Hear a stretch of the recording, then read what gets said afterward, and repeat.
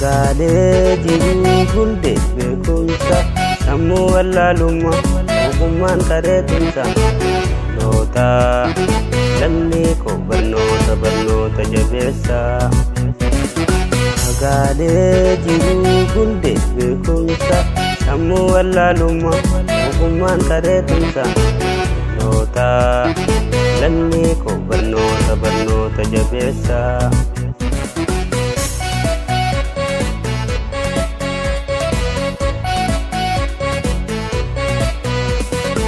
Ajoo jaalagaan tolfamte bareedduu awwaalamtee turte goota hedduun aarsaasiif taate ifaatti baate hubee afaan Oromoo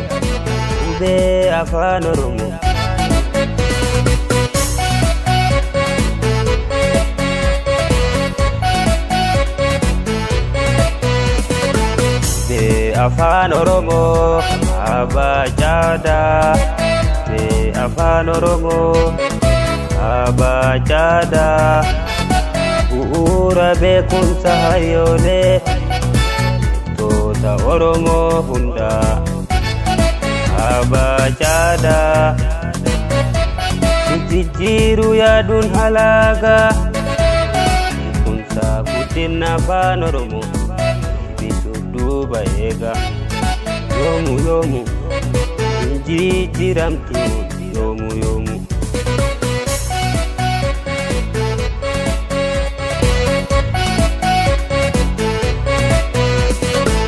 Maaf gabroomne jiraanna mirga keenna sarbaamne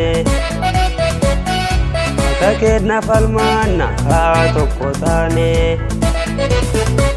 bakki bahaa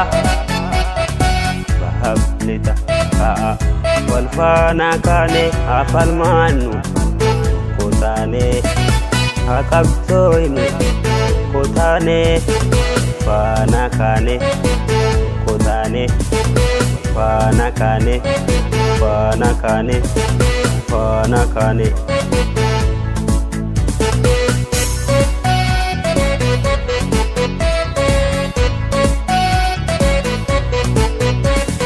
Magaalee jiruu hundee beekumsa sammuu wallaalummaa ogummaan qareetumsa noota lammii koo barnoota jabeessa. Magaalee jiruu hundee beekumsa sammuu wallaalummaa ogummaan qareetumsa noota lammii koo barnoota jabeessa.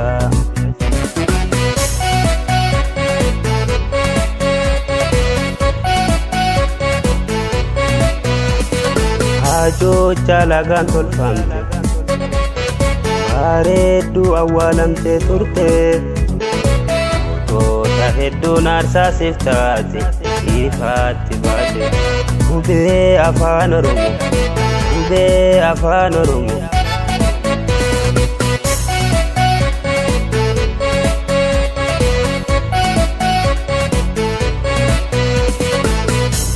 afaan Oromoo abajada afaan Oromoo abajada bu'uura beekumsa hayyoolee toota Oromoo hunda abajada jijjiiruu yaaduun halaagaa beekumsa guddina afaan Oromoo duuba eega yoomu jijjiiramtu yoomu.